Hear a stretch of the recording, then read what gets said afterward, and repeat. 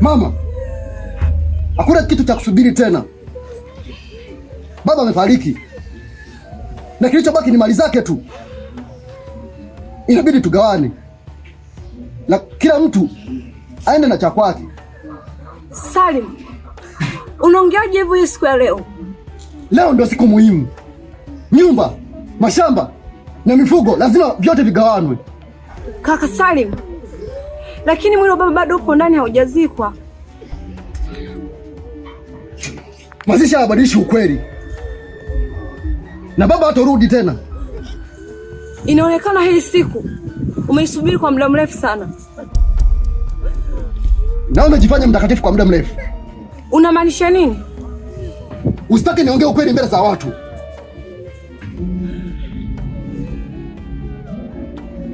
Nyamazeni.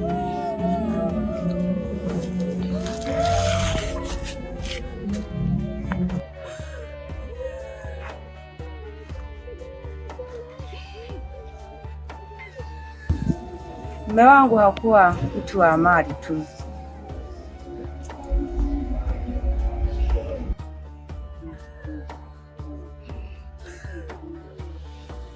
na alitumia familia yake kuwa karibu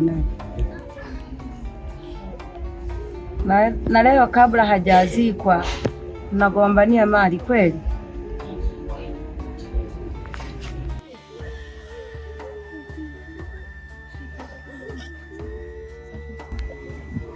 Mama, kama ulihitaji familia ibaki pamoja, ulipaswa kutuambia ukweli mapema. Salim, unamaanisha nini? Muulize mama yako. Mwanzo mbaya sana. Marehemu hajazikwa, watoto wamegombania mali. Usiku wa giza, siri zimefichwa ndani ya mioyo, maumivu yamejificha. Baba kaondoka, ameacha maswali, na nimiriti kweli wa mali na majali. Mume wangu, na huyu mtoto? Mtoto huyu nimemwokota, nimemkuta akiwa peke yake, hakukuwa na mtu yoyote karibu yake. Karibu mwanangu. Unaitwa nani? Baraka. Nyumbani kwenu ni wapi? Wajui. Na wazazi wako? Wajui. Hata nyumbani kwenu upakumbuki?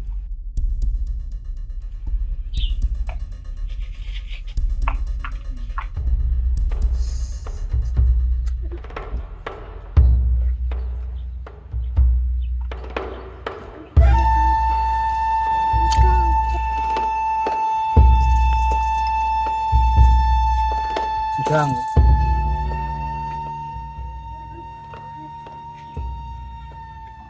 shida nini tena?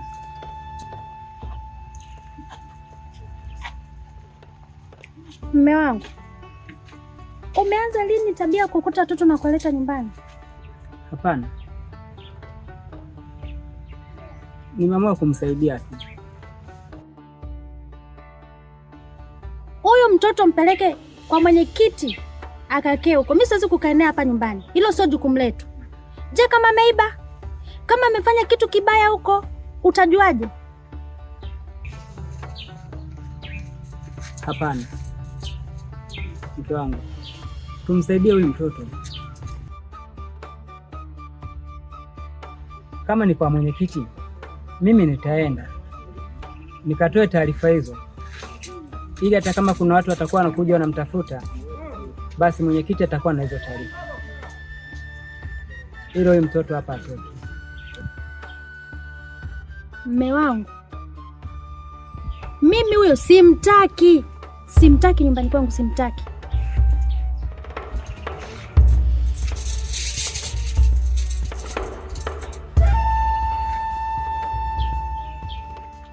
Mke wangu, hebu kuwa na moyo wa utu,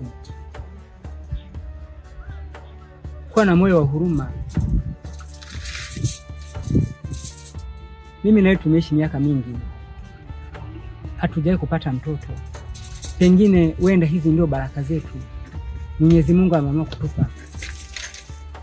Jaribu kuwa na moyo wa utu, kuwa na moyo wa huruma. Mke wangu, tumpokee huyu mtoto. Sawa. Sawa. Kwa umekubali tuishi na huyu mtoto? Sawa. Baraka. Baraka. Baraka. Baraka. Baraka. Baraka. Baraka. Baraka.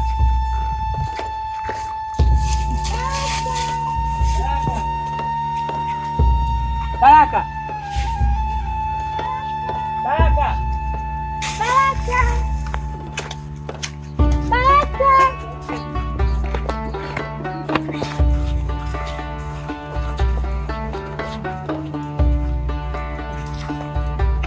Tazama, wewe ndio chanzo,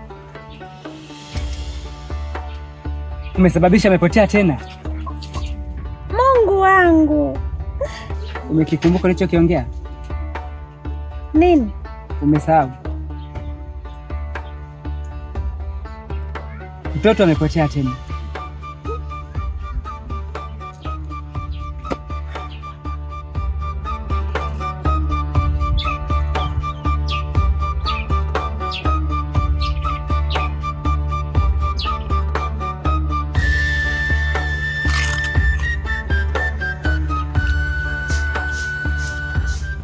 Jamani, mi bado siamini kabisa. Mzee Sefu amefariki ghafla hivi.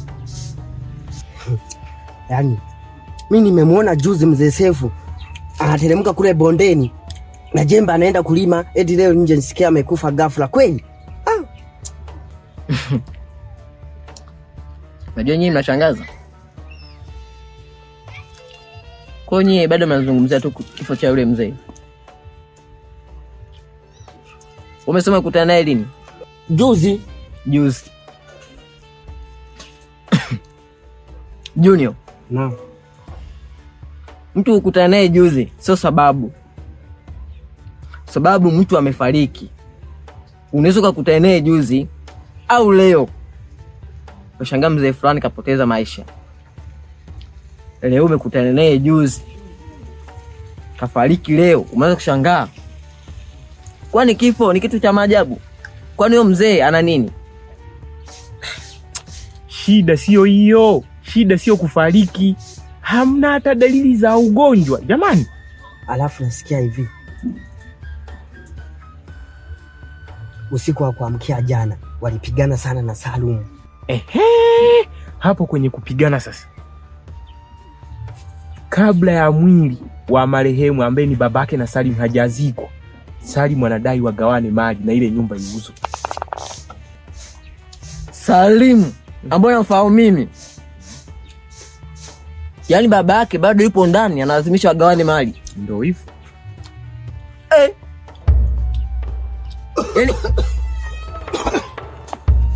Yaani vijana mekaa tu kujadili mambo ya watu msibani ya.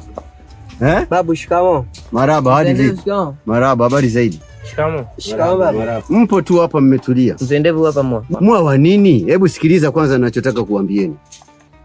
Sina muda wa kupoteza hapa. Nyinyi vijana mmekaa tu hapa, hamna nini wala nini. Ina maana mjui kwamba kuna msiba umetokea pale? Tunayo, tulikuwepo. Mlikuwepo. Sasa nasema hivi, nimesahau vitu mimi nyumbani kwangu, sawa? Ninaondoka kwenda nyumbani kuchukua vile vitu. Nikirudi nisiwakute hapa, mmenielewa? Ondokeni, wewe. Kuwa na ndara zako. Wewe. Vijana wa siku hizi wa. Chukua tu. Wamekalia tu hapo kwa maneno tu, kujadili maneno ya watu. Baraka. Baraka.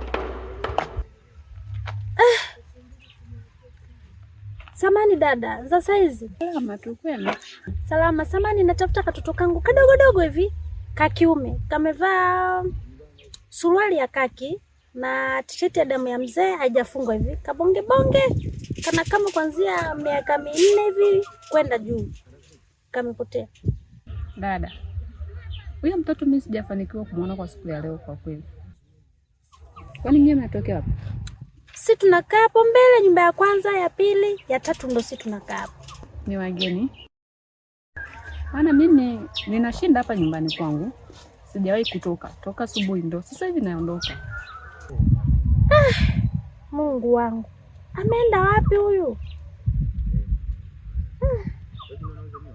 Sawa mama. Ikitokea ukimwona tu utatuambia. Wacha sisi tuendelee kumtafuta. Sawa. Nimesema mnaishi hapa? Ndio mamangu. Nyumba ya kwanza, ya pili, ya tatu ya kwetu. Hamna shida. Mna muda mfupi? Ndio. Sawa. Basi sawa dada. Si ngoja twende. Baraka! Usiku wa giza, siri zimefichwa ndani ya mioyo, maumivu yamejificha. Baba kaondoka, ameacha maswali, na nimiriti kweli wa mali na majali. Mwenyekiti. Naam. Shikamo. Maraba mama, hali yako? Salama. Mwenyekiti, shikamo. Maraba, hali? Salama. Karibuni. Asante. Ndio.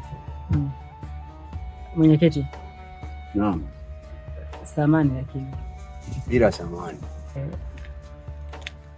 Nilikuwa na ombi moja. Sawa. Nilikuwa nahitaji msaada kutoka kwako. Naam. Nilipokuwa njiani, nilipokuwa nikitoka katika mahangaiko yangu, nikiwa hapo njiani naelekea nyumbani kwangu, nilikutana na mtoto. Sawa. Yule mtoto baada ya kumuulizia nikagundua kwamba yule mtoto atakuwa amepotea. Basi nikaamua nimchukue nikaelekea naye nyumbani kwangu. Baada ya kufika nyumbani kwangu, ili basi nijiandae ifikie hatua nije kwako kutoa taarifa juu ya swala la mtoto huyo. Baada ya kufika pale nyumbani najiandaa kuja, yule mtoto akawa amepotea. Akapotea? Ndio. Yule mtoto alikuwa na umri gani? Kwanza hako katoto ni kakiume, alafu kalikuwa kamevaa suruali ya kaki, t-shirt ya damu ya mzee, kana mwili ni kanene kiasi, alafu kikaangalia ni kama miaka 4 hivi kwenda juu. Sijamuona huyo mtoto na wala taarifa sijazipata. Ndio. Alafu sasa hivi na nyinyi mna bahati kidogo tu, mlinikuta siku umetokea msibani. Kuna msiba umetokea kwa mzee Sefu. Sasa nilipokuwa kule kuna vitu fulani vya mzengo nimesahau, ndio nimekuja kujirudia hapa. Ina maana sasa hivi narudi tena msibani. Nilikuwa naombi mzee. Sawa. Endapo kama yule mtoto atapatikana, nilikuwa naomba kabla hata wazazi wake labda wakikosekana ama wakiwa bado hawajapatikana, nilikuwa naomba yule mtoto niishi naye. Sawa. Akipatikana haina shida. Taratibu za mzengo zitafuatwa na mimi nitaandika maandishi, nitakukabidhi mtoto, utaishi naye. Asante. Haina shida hiyo, wala usijali kijana. Asante sana mzee. Basi sawa. Mimi nawahi sasa msibani huko. Ningependa tuelekee pamoja sasa. Haya, hamna shida. Twendeni.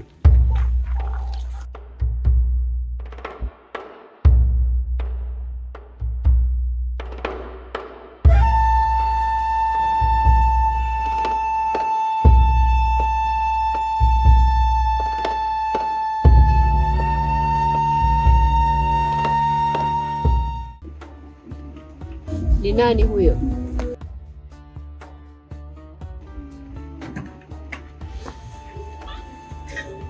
Huyu tena anakuja kufanya nini?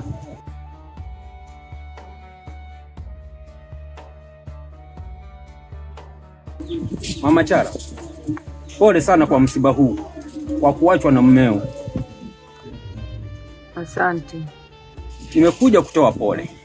Kama umekuja kutoa pole, toa pole zako na uondoke. Salim, ningefanya hivyo kama mzee Sefu asingekuwa ameniachia jukumu kabla hajafa. Siku chache kabla ya kifo chake, mzee Sefu aliniita. Kwa nini? Kwa sababu alikuwa na hofu. Aliniambia kikitokea chochote